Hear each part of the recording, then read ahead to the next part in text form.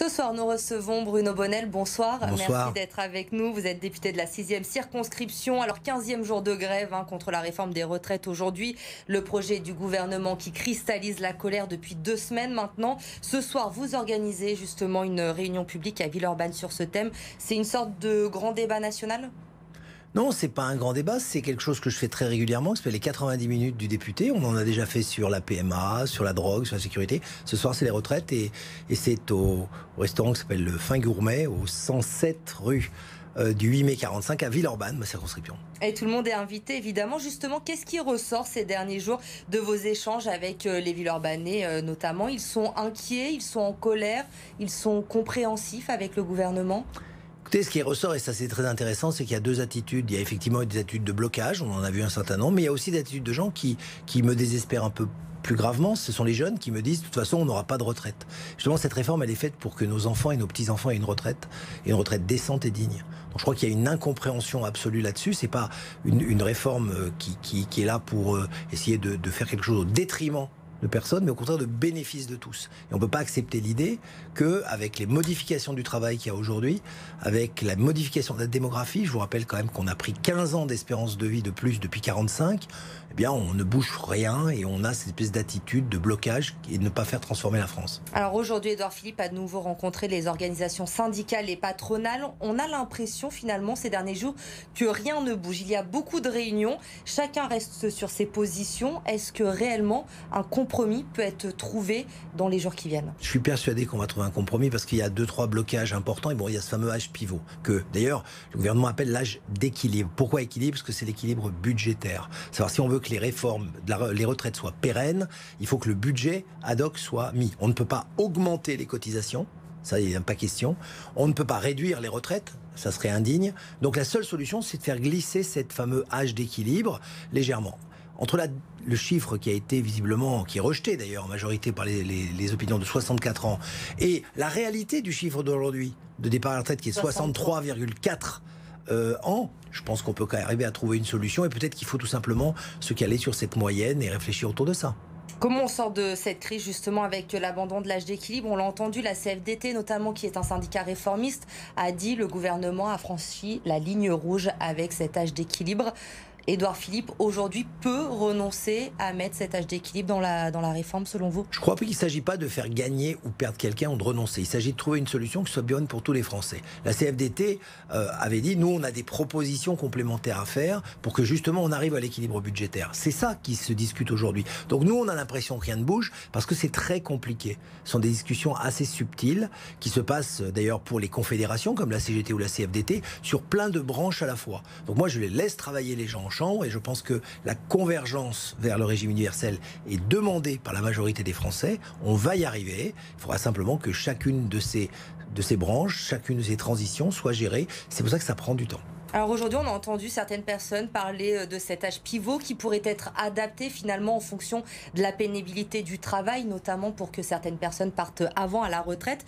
Est-ce qu'on ne s'éloigne pas un peu avec ces petites modalités de l'universalité qui était prônée par le gouvernement au début de ce projet de réforme? Bien au contraire, l'universalité, ça veut dire que chaque Français qui travaille, pour 1 euro qu'il cotise, aura les mêmes droits. Ça, c'est équitable et universel. Maintenant, il y a des travaux qui sont différents. Les travaux de force, très pénibles, les maternités qui sont importantes, les travaux hachés, les allers-retours entre la fonction publique et le privé. Toutes ces choses-là font qu'elles vont être prises en compte par cette réforme à points. Donc il ne s'agit pas d'avoir une espèce de système où tout le monde est exactement dans les mêmes conditions, puisque les conditions de travail sont différentes. C'est là que les partenaires sociaux doivent travailler. Pénibilité et maternité, depuis le début, sont sur la table. Et ce n'est pas complètement un abandon des régimes spéciaux, du coup?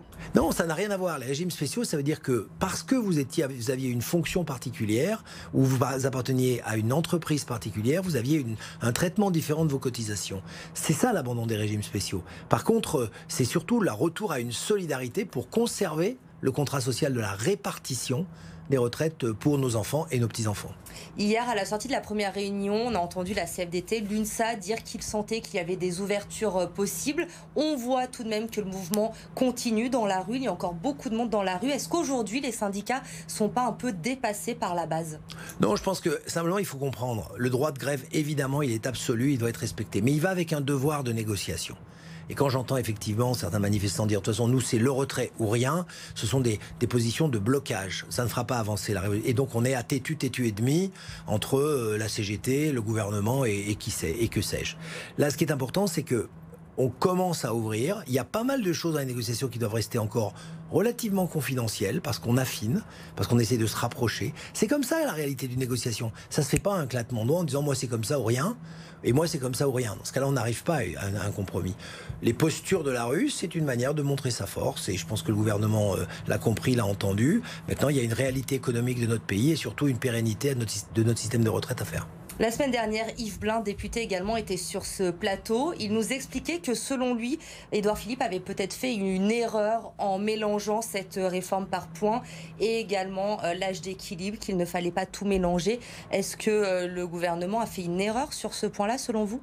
Non, je ne crois pas qu'on ait fait une erreur. On veut simplement expliquer que c'est une transformation de notre système de retraite. On ne peut pas juste ignorer les bouleversements de la société. Donc peut-être qu'effectivement, ça faisait beaucoup à avaler d'un coup, ce qui fait qu'il y a eu une réaction d'anxiété qui est légitime. Aujourd'hui, justement, travaillons avec les partenaires sociaux à améliorer la pédagogie de la réforme et surtout à affiner la transition vers le système universel. Il y a quand même une division au sein de la République En Marche. Vous n'êtes pas tous d'accord, a priori, sur ce qu'il faut faire. Non, croyez-moi, il n'y a pas de division. Il y a une division, il n'y a pas de division sur le fond. Il peut y avoir sur la forme des négociations qui prennent des formes différentes. Mais au bout de la route, nous voulons transformer ce système de retraite. Ça fait partie d'ailleurs de l'engagement qu'on avait pris avec le président de la République au moment des élections. Que répondez-vous ce soir à ceux qui accusent le gouvernement d'abandon de la démocratie sociale avec cette réforme ?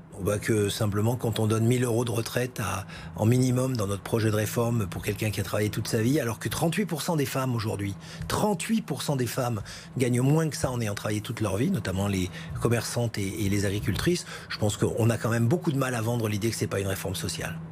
Demain, c'est les vacances. La SNCF tente de rassurer les usagers depuis hier sur les trains qui vont circuler pendant cette période. Est-ce que vous croyez que cette trêve de Noël va effectivement avoir lieu ? Est-ce qu'il va y avoir des solutions de trouver d'ici les vacances ? Écoutez, moi, je suis persuadé que la SNCF fait tout ce qu'elle peut pour rendre son service public à tout le monde. Malheureusement, c'est un système très compliqué. Et s'il y a des trains qui sont bloqués dans certains coins de France parce qu'ils ont été immobilisés, la remise en route va prendre quelques jours. Espérons que d'ici ce soir, on va trouver une solution qui permettra de débloquer les trains pour Noël. En tout cas, c'est mon souhait. Merci beaucoup, Bruno Bonnell, d'avoir été avec nous ce soir. C'était l'invité de Bonsoir Lyon.